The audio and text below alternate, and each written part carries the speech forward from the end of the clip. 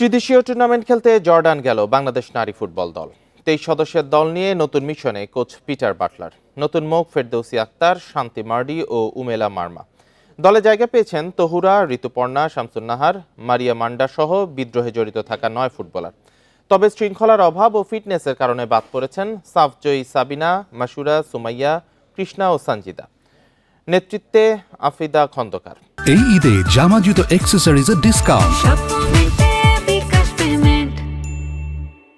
31 মে স্বাগতিক জর্ডান আর 3 জুন ইন্দোনেশিয়ার বিপক্ষে ম্যাচ খেলবে লাল সবুজ। 23 জুন থেকে শুরু এএফসি নারী এশিয়ান কাপ বাছাই। এর আগে এই ত্রিদেশীয় টুর্নামেন্ট প্রস্তুতির সুযোগ বাটলারের দলের জন্য।